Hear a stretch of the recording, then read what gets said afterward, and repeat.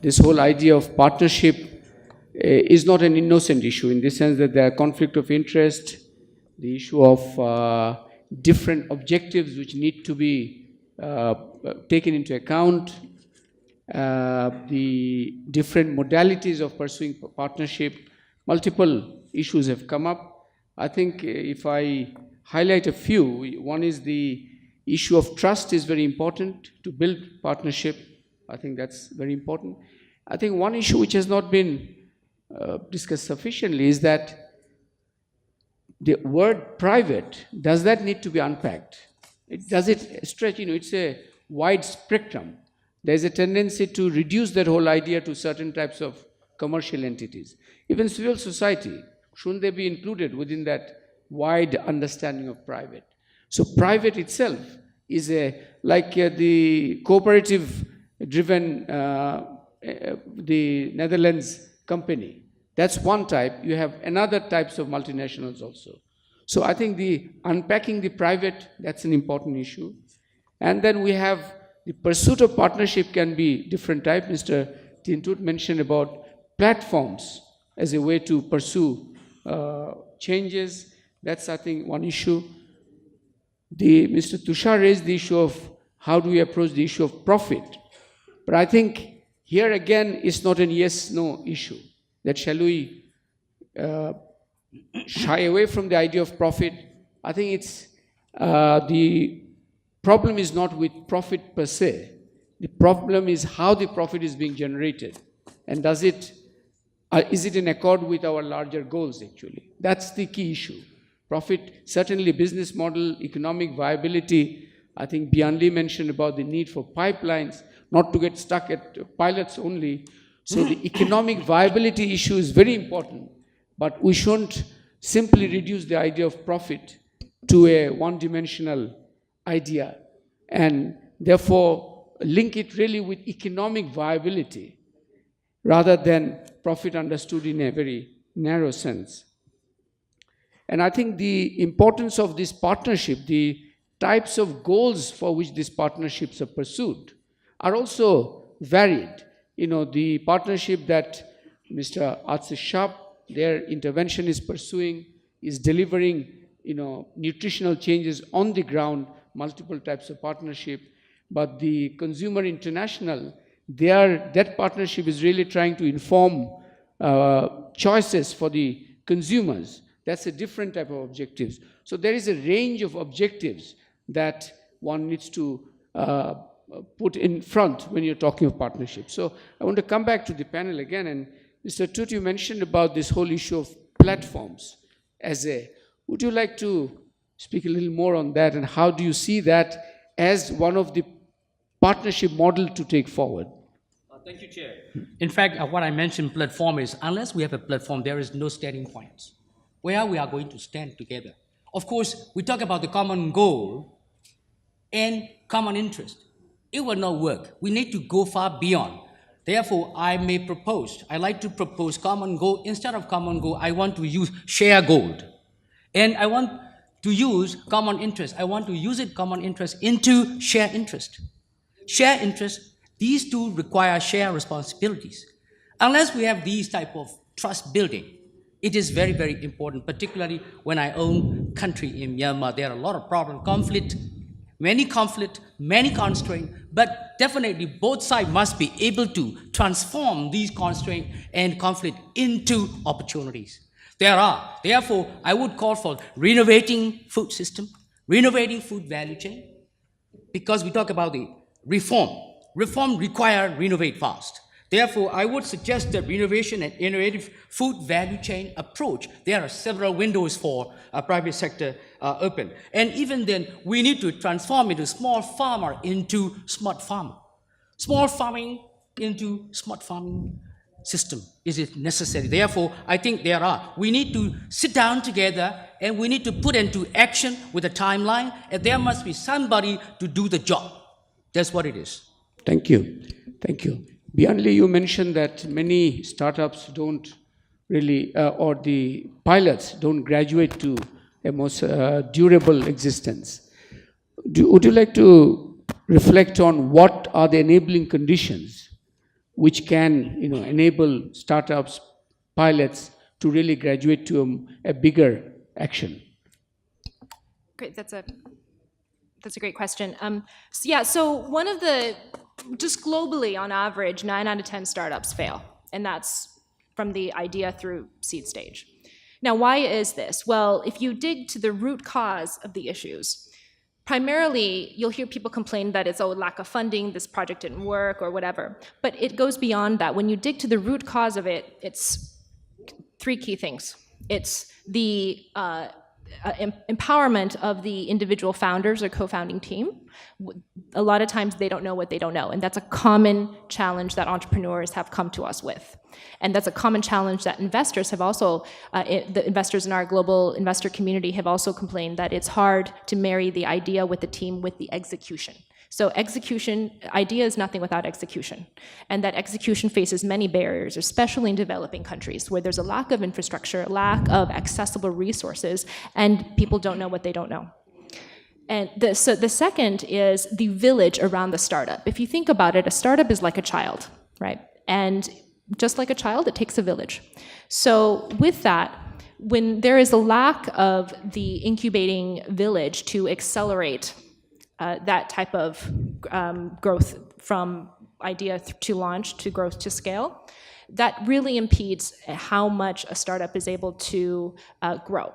And when I talk about that village, it's literally many different actors involved. It's the mentors, it's the experts, it's the vendors, it's the customers, it is the sustainable pipeline that is needed, and in the investments. And given that I represent an underrepresented part of the private sector, I'd actually also like to touch on, when we unpack the private sector, we really need to look at how all of the private sectors engage with each other. So there needs to be private-private partnerships as well. And a lot of times at conferences like these, you'll see a lot of corporate representation, and that's what a lot of people feel or think about when they think about public-private partnerships, is that corporate involvement. But actually, what we're seeing a lot of innovation on the ground, it's actually through startups and through the venture capital community, which I represent. And a lot of corporates now are using startups as the R&D arm, which limits their liability, limits their in-house investment, and allows a lot more risk-taking. And that's where we're seeing a lot of the magic happen. And so there needs to be an alignment and collaboration in concert with the broader purpose. And so that's something that we need to continue to talk about. Thank you. Before I come to Mr. Tushar, people from the audience, if you want to ask questions or make a comment, you can actually line up. I think this mic, would that be brought in here? So we have a list here. If you just make a line here, then once we finish with the panel, we'll bring you in. Mr. Tushar, you mentioned the problem of igniting entrepreneurial sparks within the community as a problem of building partnership. Would you like to speak a little more on that? Yeah, thank you, Chair. I'll come to that. It's a very important point, but a couple of more points just to accentuate what you mentioned about the word private. And if I just step into my institutional shoes, strictly looking from financing point of view, anybody who is funded by the taxpayer money of the government is public, and anybody who is outside that is private. So therefore, your smallholder farmer is a private person, your SME segment is a private person, cooperative is a private, and we should not confuse big corporates only as private. So I think that was a very, very important point you made, and I say this many times. Also, you look at the fact that, I was in the banking industry, so, my spectrum of clientele spanned across all these sectors. For microfinancing, I had to approach a small farming holding community, and I'm not really an enemy of a larger corporate. In fact, as a bank, I started making more money in margins by working in a smaller space because I was helping them more. A big company will, if it lends its books, it will not give me the interest margin. So what I'm trying to say is that there is a huge amount of, opportunity if we understand. And as a public body, you use your all the private partners to your advantage. If a larger company is coming in, and the profit point I made was that, if he's making profit and you are also gaining, it's fine. If he's doing something wrong, you are a government body, you have ways and means to, check it. So that is a point. You did mention about, what did you ask me? I just slipped. The entrepreneurial Yeah. sparks. So therefore, yes, in the fact, you see, if the small farming community and the stakeholders were entrepreneurial, all of them, then probably they would have been doing business already, and some of them already are doing it, and they necessarily did not depend upon our interventions. So what I'm saying is that even identification of those, sparks, perhaps if you have a private sector, structured private sector, like if Campina is working with you, they have expanded, probably in Indonesia where they are working, they would have found that, out of these 100 farming, these are the 3 guys who will be important to take up the managerial structured positions, and therefore go ahead. To me as a bank, it makes sense, because if I'm comfortable with them going through their contract with the farmer, I will be on lending through that mechanism.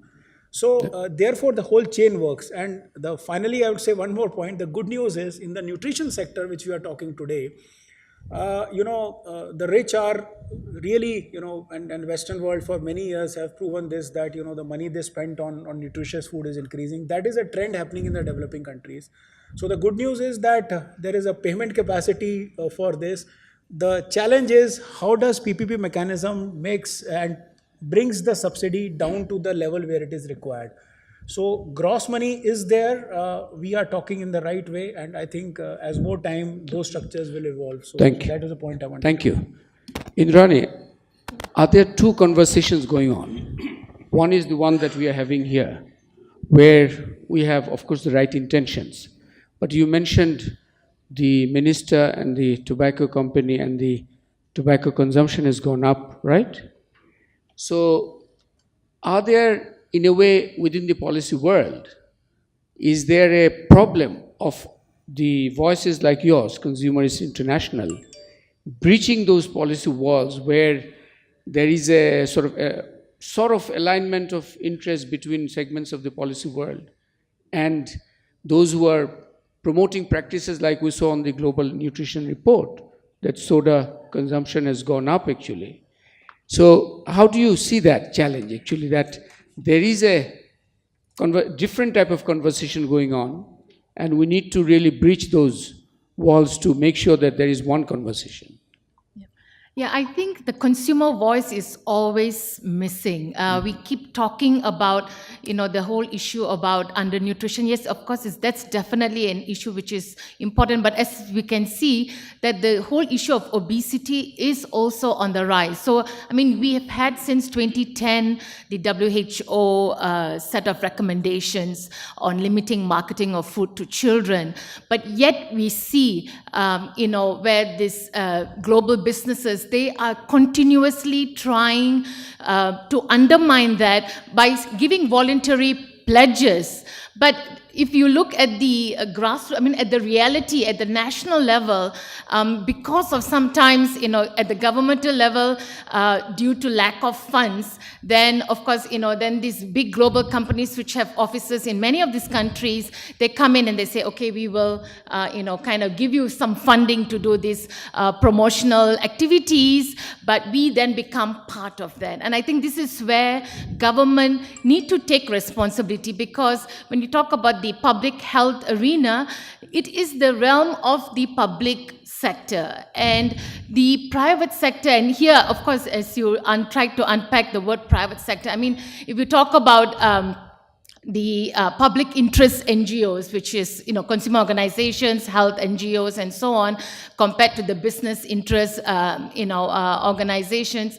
So here it is really very important that the private sector, especially in terms of those for profit, do not sit on the negotiating table when implementing. That's why I try to differentiate between, implementing the policies as well as developing or formulating policies. And this is where the the problem is because the moment these partnerships come in, governments try to kind of, take a step back and say, okay, yes, we need that funding from the private sector. If the private sector is really truly wanting to have a true partnership and they talk about CSR, then do more CSR in terms of reformulating, in terms of adhering or complying to the rules and regulations. And very importantly, it's about these double standards. In developed countries where you have very strong regulations and so on, these global companies have to adhere to those particular regulations and standards. But when you have countries in least developing countries where there are weak regulations, they practice double standards. They say, oh, because the consumers in those countries, they don't ask for this. But you practice a better standard in Europe and in America. Thank you. Thank you. So it means we have to shine light, as borrowing the word from the Global Nutrition Report launch, on the whole policy-making process constantly, so that it doesn't get made in closed rooms where consumers do not know how their fates are being determined. We want to take a few questions from the floor. First from here, there. And I'm going to just give you two small incidences so that all the delegates can look at it. On the issue of North-South, sir has given an interesting example of dairy. I was part of Tetra Pak system. We tried to adopt the same model in India. What happens when you blindly adopt North-South model? There are inbuilt challenges, and which I feel we should build into our cautionary approach. Number one, very often we adopt cold country guidelines into a hot climate systems, which does not work. And very often scientific literature ignore this. And we are talking especially biological systems like dairy and poultry and a whole lot of systems. That's one aspect. Sure, please. Yeah. So my request is that when you are looking into any such North-South cooperation, we definitely need resources and technological upfront. But when it comes to biological systems like agriculture, poultry, dairy, etc., please also visit the countries with the similar climatic conditions. They must have definitely created a better solution than what North can give to South. South-South cooperation should also be inbuilt part of the system, and especially the dairy, which sir has given the case example. I request Indonesian companies to visit the cooperatives of India and see much better, simpler, cost-effective answers. Second example, which Indrani has mentioned on the consumer impact. Many NGOs nowadays fronting MNCs in policy-making bodies. There must be a mandatory conflict of interest declaration in any policy making anywhere in the world when it comes to public health and nutrition. Thank you. Your identity, please. Would you? My name is Vijay Sardana. I am representing India. Please.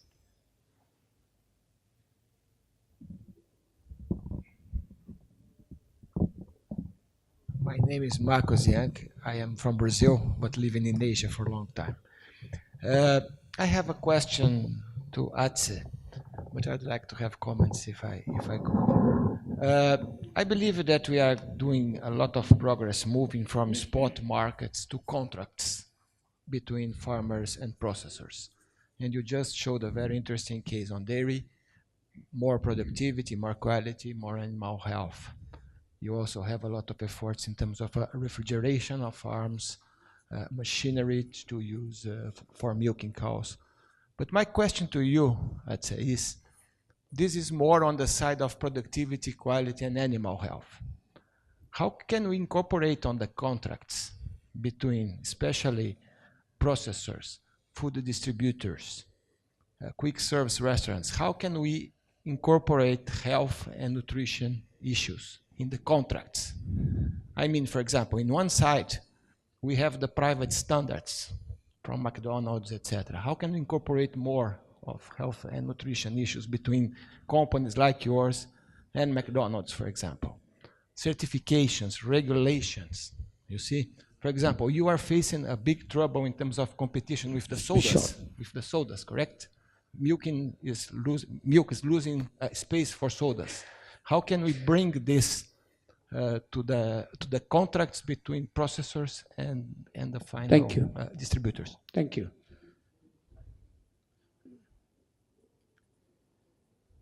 We have 5 minutes, I think, for this session, so just to be brief. Zilur Rahman, thank you very much. And I remember very well the word from your own Prime Minister, we need something in the stomach first. And I would also to make the remark to the colleague of Burma, we need technology, we need money, investments, but we need a political will. And I think that political will is extremely important. If that regulatory framework is in place, then I think we can make a step forward. Zilur Rahman, we work together on the country investment plan for agriculture and food security in Bangladesh.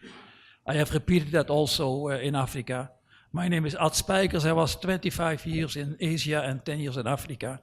And the last years we concentrated very much on these investment plans. And there private-public partnership came up as the key for possible solutions. Of course, in countries like China, Vietnam is that different. But don't forget, Zilur, that by employment, by giving off-farm employment to people, in China 500 million people were lifted out of poverty. In Vietnam, 30 million people are lifted out of poverty. Your own country has shown by remittances, by a vibrant textile industry, by a good food policy, that you can lift the country forward. I would like to offer to this audience these 2-3 days that we have to take these lessons learned to other places in the world. Africa has a lot of potentials, have a lot of resources, but not yet that management structure in place which Asia was successful. A last remark before I close is, we don't speak at all about the Middle East. We should not forget that in the Middle East, food insecurity doubled there over the last 20 years. That was due to conflict, civil strife. Right. Peace and stability is extremely important also to reach our goal. Thank you. Please. We have 2 more questions, opportunities for 2 more questions. Yes, thank you. My name is Marije Boomsma. I'm also from the Netherlands, living in Myanmar, and advising businesses in responsibility and sustainable strategies.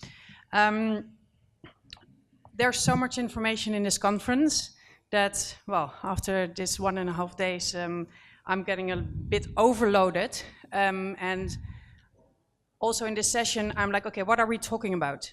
So Atse started his presentation about partnerships, North-South partnerships, and there he mentioned challenges like, okay, we need to know each other's expectations. And I would like to ask the panel in partnerships, if you look at these expectations, what is then the gray area where me as private sector expect something differently from civil society organizations or from policy makers, that actually is this gray area that then is not covered. And I think those are the challenges that will be the factor whether a partnership is successful or not.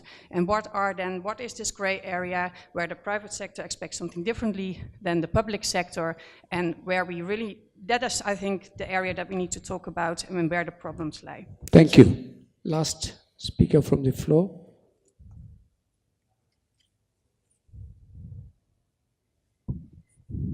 My name is Dr. Dandin, the Vice Chancellor of the Horticulture University. We are talking about the partnerships now. A successful Indian story within the corporate and the producer organizations is a new partnership emerging out as a very successful one. It doesn't depend on policy, it doesn't depend only on the policy of the government, not the subsidy or any financial assistance.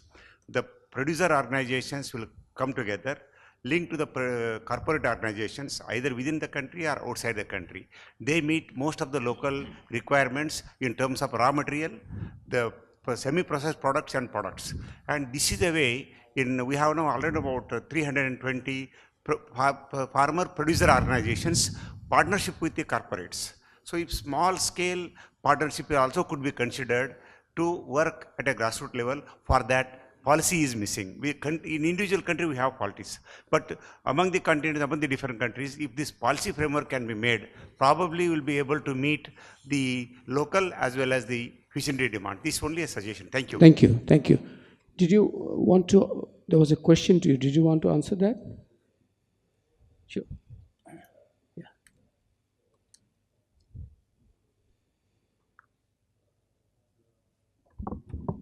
Yeah, thank you for the question. I think it is quite spot on, because the partnership I have just explained, and that is one out of many similar partnerships, they are mainly supply chain driven. And they are not primarily market-driven in terms of the partnership. So the market input is part of our business, and I don't think it's the case in Indonesia, but for instance, Vietnam, their consumer perception about sourcing milk at smallholders is sometimes quite problematic. Their fresh milk is recognized, but milk from smallholders is not recognized, and that is maybe something to work on. So I think spot on. Thank you. We are actually out of time. Just one sentence each from you if you are interested. Go ahead, Tintur. On this whole issue. Yep, gentlemen, talk about the policy. Of course, I have listed all the 40 fantastic P. I will not read out because Chair allowed me only one sentence, right? Even more than 2 sentences now already. So I learned from Brazil experience of zero hunger. The cover page, what is said is effective public policy and active citizenship. This is all I want to say. Okay, thank you. Bianli? I'm going to have a really long run-on sentence. So what I would like to expound on is the consumer, which is the most private, the most important private component of the public-private partnership that is at the center of policy, the center of profit, and the center of impact. And what is important is we need to redefine the word profit when it comes to consumer, because profit it's okay to have those gray areas, because profit can mean different things to different people, and one pilot project can be packaged in different ways that all create win-win-win solutions. When you think about profit as bottom line, profit as job creation, and profit as community development. And so it's really important that it's transparent, that the definitions are transparent, but it's okay to have different definitions because you can create those win-win-win ecosystems. So it's the packaging of what that pilot is that is important for the success of the project. It's important to win the hearts and minds of the consumers, because at the end of the day, the consumers are the economic and political voters that are going to ensure ongoing demand to create that pipeline, that demand. And that's at the center of it. So it's a complicated web, but at the center of it, it's the consumer that touches on all the various aspects. Thank you. Tushar, one short sentence. I'll be very short. I think overall, and the last point mentioned by my colleague from India regarding SME tie-up with various countries, I think the fact is that we need to look at the positive success stories a bit more in detail. What tends to happen is that for a variety of reasons, and I will not go in detail, the negativities are kind of zoomed, both as a matter of policy discussions as well as by the media. And, then you go on spiral, and you may find that there have been 4 or 5 or, huge amount of successes, and they are not scrutinized in the same velocity. So therefore, that will also reduce some of the gray areas. And I completely agree. And this is where I think policy forum should do. Small and medium enterprise corporation, they won't be having the capital to, do a cross-country linkages. So this forum should have, future forums like this, get those sectors and with a simple objective that get them to meet. Thank you. So I was a part of a project in India and Bangladesh, so I could have went on in this, but I think I will end here. Thank you. Indrani? I just want to reiterate just 2 points. That is, we have to manage the conflict of interest, be it whatever partnerships, we have to acknowledge that there is this conflict of interest and we'll have to manage that. And secondly, the behavior change communication. I think we've missed out a lot on talking about that, because at the end of the day, yes, you have food fortification, you have a lot of policies in place, but if the consumers don't hear about it, if the information doesn't go out to the consumers, how do we get them to change, to get healthier choices if the options are there? So behavior change communications have to be integral in any policy making. Thank you. Thank you. So I think obviously this conversation is just started. It has to continue to be useful. And I think I won't try to summarize because a huge range of issues were opened up. But I think it's just key takeaways is that we need to be clear that in terms of why partnership we pursued, the shared interest, the clarity on why we are coming together. I think that's very important.